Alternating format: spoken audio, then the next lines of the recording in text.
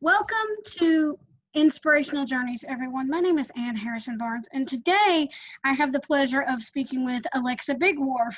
Welcome to the show, Alexa. Well, thank you so much for having me. It is so great. And Alexa, and I actually signed up for the Women in Publishing Summit back in March, which it's kind of ironic that happened right before Mm. COVID-19, right? Yes, ma'am. Kind of put an end to our launch. Oh, no. Uh, Oh no! So tell us a little bit about yourself. I'm gonna let you introduce yourself because nobody tells your story better than you do. sure. My name is Alexa, and I am, oh my goodness, a lot of things, as we all are, because life is, we are complex beings. I'm a mom. I'm a wife. I'm a dog owner. I'm a writer. I used to be in the military. I do all kinds of fun and exciting things. But I guess the most pertinent part of my story is that after we suffered a very tragic loss, we had identical twin daughters who had a syndrome called twin-to-twin transfusion syndrome. They were born early, and our daughter Catherine passed away when they were 2 days old. She just had too many things to overcome. And after that point in time, I started blogging to get through my grief, to get through the emotions, to talk about twin-to-twin transfusion syndrome, to talk about medical stuff, to do all kinds of, bring awareness, talk about life in the NICU, because our other twin spent 12 weeks in the NICU, and all these types of things. And eventually I went on to write a book I gathered together a bunch of other grieving mothers and fathers, and we put together a book called Sunshine After the Storm, a survival guide for the grieving mother.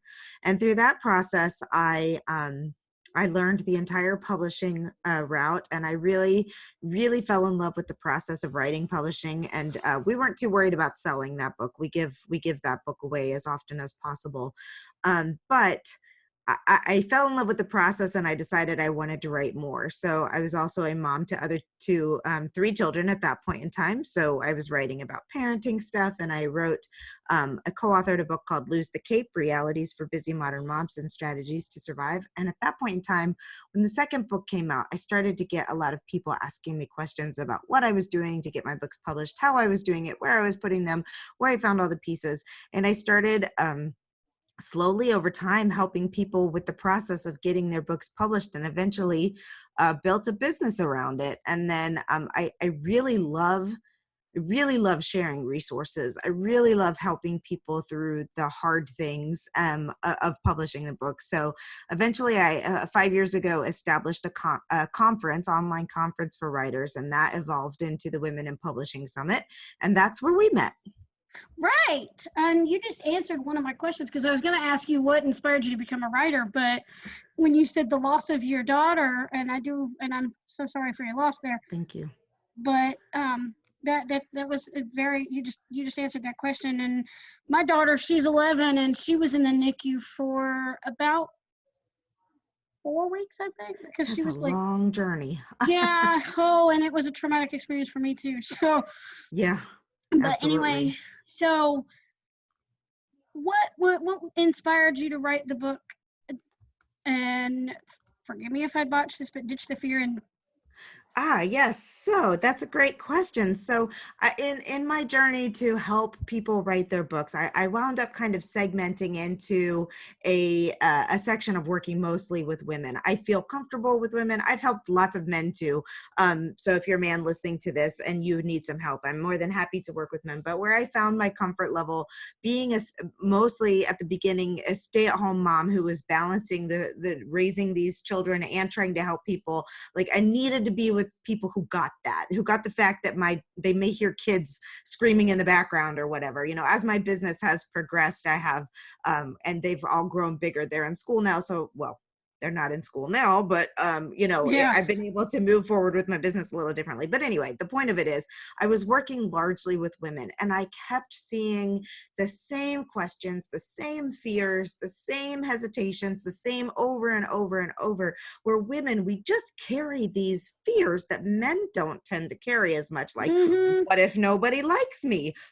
men don't think that when they publish a book. What if I get a bad review? Exactly. What if people don't think I'm an expert enough to have written this book? So I started hearing these same fears over and over, or people would just get so overwhelmed. I don't have the time. I can't do this. So I decided to write a book that basically gave the simple tools that you need to know how to get started right away, and say, here's a little path that you can follow that will make it a little bit easier. So ditch the fear and just write it. The no excuses power plan to start your first book. So it talks about some of the mindset issues. It talks about writer affirmations and creating those. It talks about the simple tools that you need to start. It talks about doing your mind mapping and your outline. It is primarily written for female entrepreneurs. It was built around not the creation of nonfiction books for women who were trying to grow their business or start their business with a book. But the concepts are pretty global if you take out those stories about the business building part. Like the fears, we all experience the same fears and the mindset blocks. Lots of people don't know where or how to start. So it can be used for any type of book, any type of audience. But I do caveat that it was written with the nonfiction female writer in mind. Ah, okay. Because I write mostly fiction except for freelance and my blog stuff. So Yeah. have you thought about, because I noticed when I looked at it last month, it was only in print. Have you thought about getting it in ebook or audiobook? I have not thought about doing it in an audiobook. It's a workbook, so the audiobook would probably not be that phenomenal of a version of it. Right. And the ebook, I did try to put it in ebook, and I had some issues with the formatting because of the way that it's set up with all of the worksheets and things like that. So I never actually had a chance to go back and work on that. I would like to put it in ebook format, but I haven't had the time to go figure that out. And then the other thing that I am really considering doing, and because I use it as my lead magnet. So I give away the PDF version of it as the ebook version free all the time. But I will say that the one thing that I do want to do is go back and kind of strip out the stuff that is related mostly to the nonfiction. Like I said, the tactics and the techniques I think are the same and can be applicable, except for one section where I'm talking about pulling from your existing content. Like if you don't know where to start writing a book, well, look at this could be applicable to fiction writers. If you've done some of your writing on fanfic sites or your blog posts or blogging or writing short stories like that, then you can pull from the other places. That's the only section that is truly like more towards it. But I do want to wrap that up in a little more of a concise statement, is I do want to pull out some of the things that I feel were written mostly for the nonfiction side and easily recreate it so that it's a book that helps anybody get started. But I've had people from across all genres say that it was helpful to them, even if not every single element was applicable to them. There was enough stuff that helped them on the how do I get started? Where do I start? How do I get past, the fears that I have of starting, and then just making the time to sit down and write. All the little nuggets, right? The reason I was asking, because I'm totally blind, and I'm sure you've got other blind readers who are trying to become authors who would probably benefit from that. That's the reason I posed that question. I hadn't thought of it from that perspective. So thank you for making me think of it from that perspective. What would be, so with the audiobook, then let me ask you the question with, how does one go about audio booking a workbook? Oh, now I don't know. I mean, you'd have to look at ACX, but what you could do is and I know you have worksheets and things, but I have a friend of mine who writes devotionals. And what she does is because she doesn't, and I think she did the print journals for some of them, but what she'll do is she'll put journal reflections or questions that people can put in their journals. And see, that's how I would do it, is I would journal it. Okay. Well, I will have to consider that. Yeah. Yes, I know we do. We definitely, the Women in Publishing Summit, especially since we had Lois and Steph Green and some other people that are blind, we definitely do have an audience of blind writers, and I hadn't I honestly hadn't thought about that. So thank you for. And Steph Green was the one that I was actually looking forward to in this summit because I didn't know, I knew you had a person who was blind on there, but then when she started talking about series, that's what really caught my attention because I'm actually in the throes of a series right now. Oh, awesome. I love Steph. She was amazing. She has such She incredible was. energy. Yeah, and she inspired me. So that, and I know we just talked about your book, but that brings me back to the question of the summit. How do you, can you, I know you don't want to go through all the logistics, but how do you go about putting that together, deciding which authors to do presentations? I mean, if you want to give just a quick overview, you don't have to go into the long, drawn out logistics. I'm just curious how that works. So yeah, it's a massive production. We spend 6 full months. Basically, I shut down my entire business starting in about October, and everything we do from October through the end of March is related to the summit. It's a lot of work to pull together all these people. I think for next year, we're actually going to make it smaller because it's too overwhelming for us. But to find the people, we do it two ways. The first is that if we're when we're talking to different people and doing all of our different things that we're doing, we'll hear about people. I'm on lots of newsletters. For example, yesterday I was reading a newsletter that I believe it was Publish sent out, and they mentioned somebody, and I went to their website and I was like, oh, this person looks really cool, and she happens to be a woman. So I copied and pasted her information, and I was like, so thinking about if she would be a good fit for it. So we have a 5-day structure, and it goes through, like, the first day is the big picture, thinking about whether or not you should write a book, all that kind of stuff. And then we move progressively through, like, the tools that you need, how to work with an editor, better writing tips, into business tools and into marketing, and then all kinds of tools to help you develop as a writer. So I have specific topics that I know I want to cover. So first I start within my network, and I think about the people that I know can speak to those things. We'll reach out to really successful authors that we've heard of or know of. Sometimes the super famous ones are too busy to come on. And then we also have on the womeninpublishingsummit.com website, if you look under the speakers tab, you'll see a call for speakers. And that usually goes up in May. May is tomorrow. So Yeah. it's probably not going to happen quite that soon because we are not ready. This COVID-19 is just throwing a loop for everything. But Yeah. we usually put that out in early summer and start getting people to submit. And then we go through that. We see what we've already filled through people that we have already, that are either sponsors. Sponsors get first dibs. And then we kind of go through a process and see what gaps we still have, see if it's filled by the people who submitted applications to speak. And if not, then we go out and we find people to fill those gaps. Wow, because I know somebody, if she would do it, because she does so much.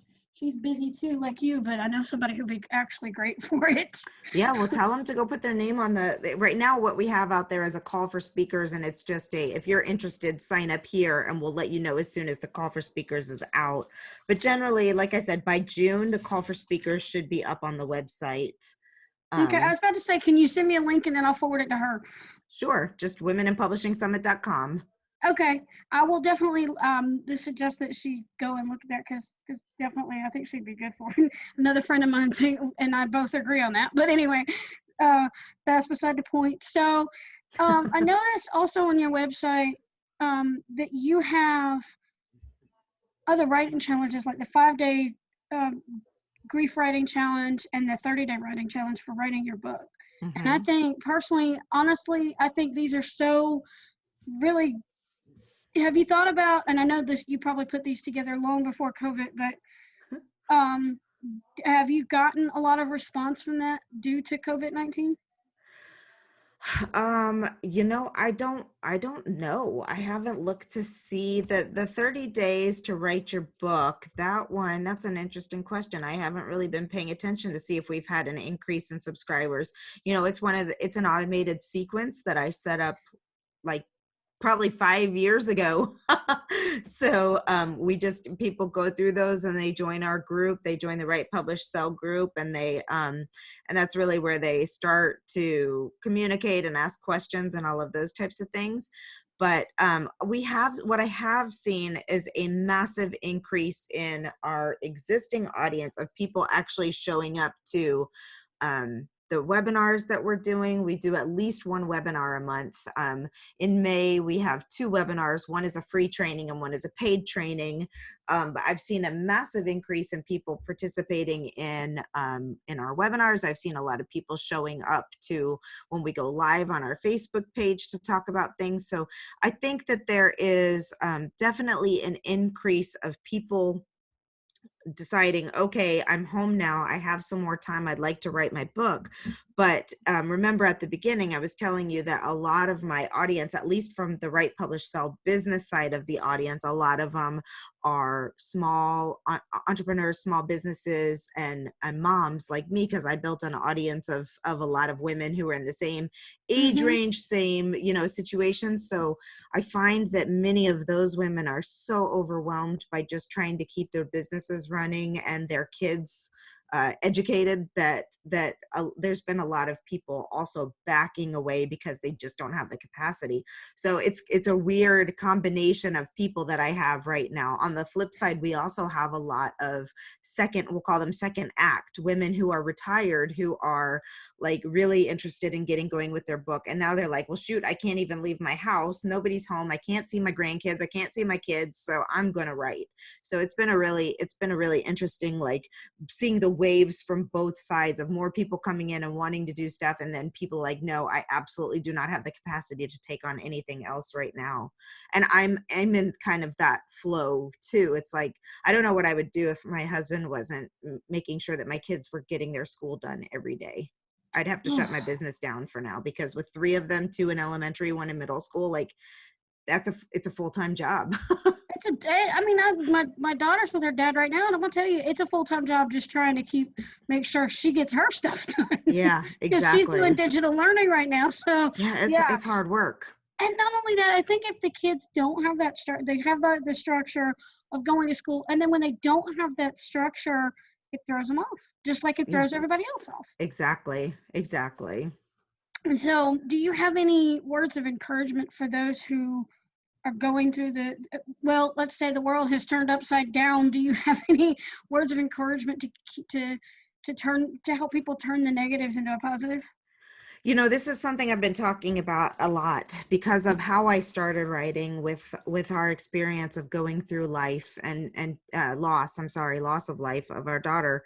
And Mm-hmm. I have a lot of experience of writing through grief, writing to heal, writing through trauma.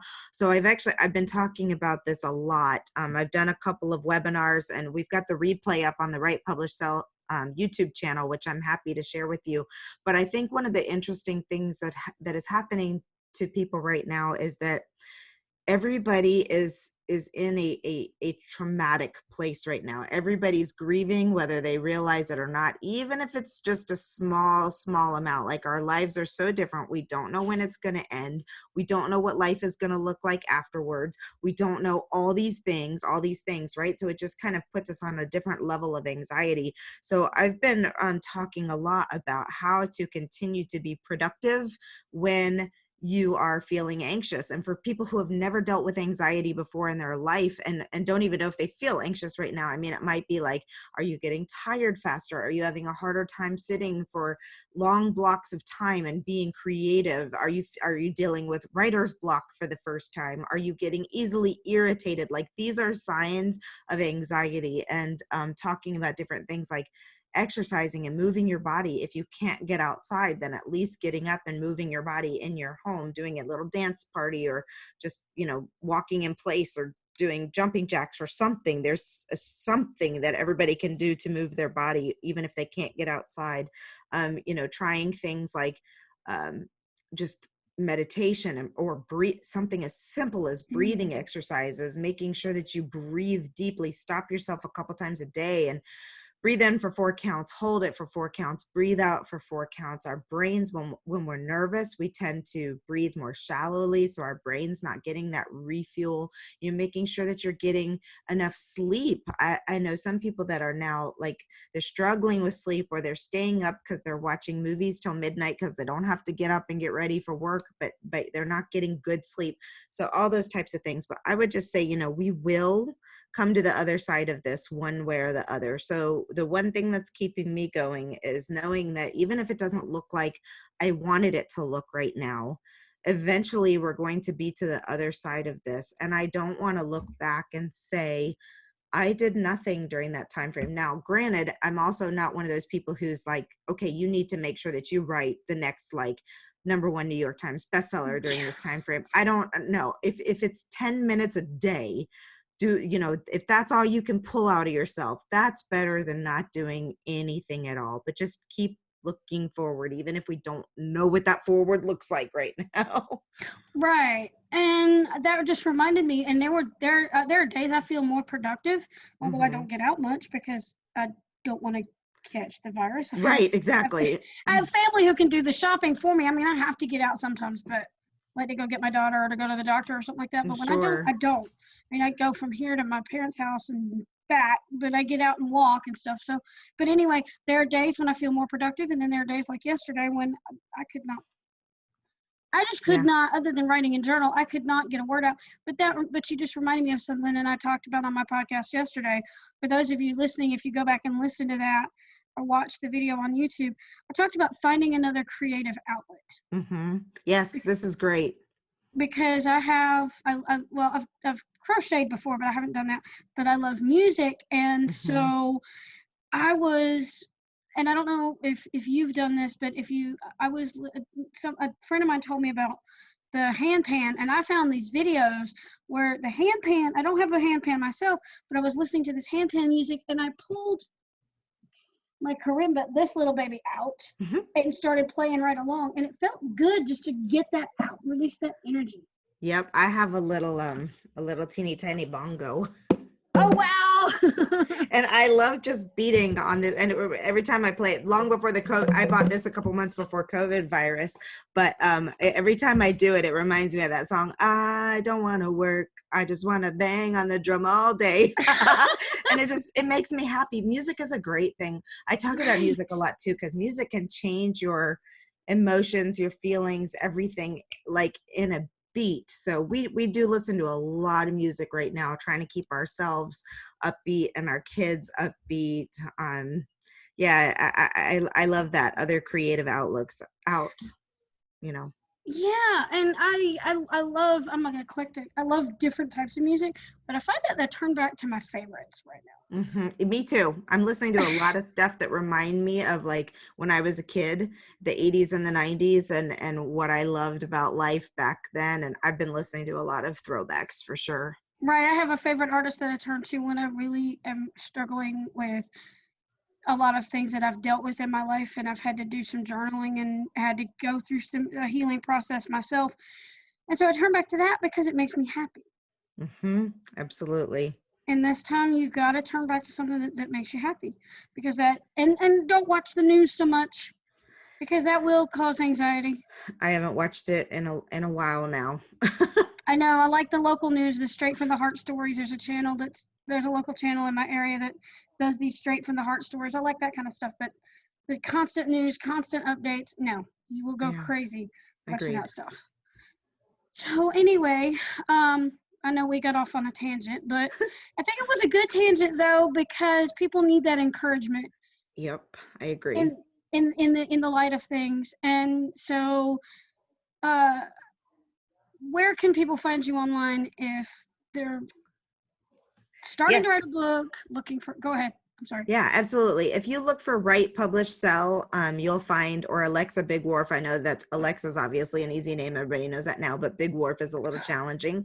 But if you Google me, you can find me everywhere. If you look at the Women in Publishing Summit.com or Women in Publishing Summit on Facebook, I mean, any of those places, and you'll find us. We have a free Facebook group called Write, Publish, Sell, and it's a pretty engaged group of writers, and it's not a promotional group at all. It's you've got questions, you need help, those types of things. And yeah. Okay. And I do have all that information. All that information will be in the show notes. Awesome. And before I get into the final thing, do you have any questions for me? I don't think so. Okay. So can we go into a fun question? I hope you don't mind that, because I like to. Okay. Yeah. So if you could have a conversation with or be educated by anyone, past or present, who would it be and why? I know I like to make people think. There's so many people that have been so influential. I mean, I don't know. Maybe somebody like Susan B. Anthony, or somebody like that, who was just such a massive, you think back to, we think we have struggles these days, but if you think back to the whole like suffragist movement and what those women, obviously I like to support women and forward progress with women, but we live in a world that's, so much farther ahead than back then. I would love to talk to her about like what that kind of bravery meant, what they went through, what those ladies had to do to move the women's rights movement forward. I would love to talk to Ernest Hemingway. I think he's a fascinating person in general. Marie Curie. There's just, I don't know. You said one person. I'm naming like. I know. We could do like a friend of mine, an author friend of mine said one time when I started the podcast. She was one of my first interviews. She said, why don't we just have a party and invite all those people, to throw a party and have all these people that we love so much and that inspired us, and have them all together. Well, and I think though I never got to meet my grandfather. I would love to talk to him.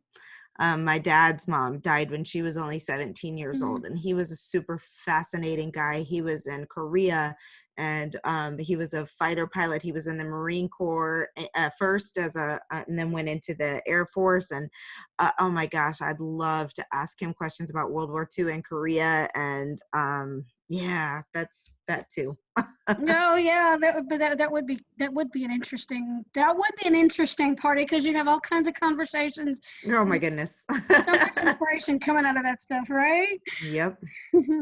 And I would ask you this, but I'm hoping this is not going to make you uncomfortable, because this is a Christian-based podcast. But do you have a favorite Bible verse that you'd like to share? Oh, gosh, it's been a long. I would say that probably overall I lean on the golden rule, treat others as you would like to be treated. Right. However your Bible translates that across the different types of versions. But to me, I think that's one of the biggest ones, is that always, putting other people, thinking of them and their situations as I would like to be treated in whatever situation as well. Right. So, okay. With pretty much anything out of Psalms, the Beatitudes are great. Oh my gosh, yes, I love the Psalms. I do, and Psalm 57:3, and I'd have to pull out my Bible, but I actually ended up using that as part of in the book last week. So. Oh, I know what it is now. I'm sorry, you put me on the spot. So I do actually have a favorite Bible verse, I'm sorry, I didn't mean to put you on the spot. That's all right. I probably should have prepared better. Like I said, everything is nuts right now. No, that's but okay. Oh my gosh, now I'm nervous and on the spot, and I have it. Where is it? The Ruth verse that's created. I was created for such a time as this. Like, that's been something that has guided me all along, as I've wondered like why I've gone through my trials and tribulations and what's happened and why it's happening. And I just always have to think that there was a purpose for it, and that I am here for such a time as this to be something that someone else needs. Right. So, and I like to close us out in prayer. I'll ask you if you want to do the honors. If not, I'll close us out. I am happy with you doing the honors. Okay. Heavenly Father, thank you for bringing us together in such unprecedented times, Father. Thank you for bringing us together. Thank you for giving me the wisdom and the strength to do this podcast, Father. May our words be of value and encouragement to the listeners, Lord. In Jesus' name we pray, amen. Amen. So we challenge you today to go out there and read to get inspired, or find inspiration in any aspect of life during these times. Create something inspiring and share your creation with the world. For when you've touched one life, you've touched 1,000. Thanks so much for joining us, and have a blessed day.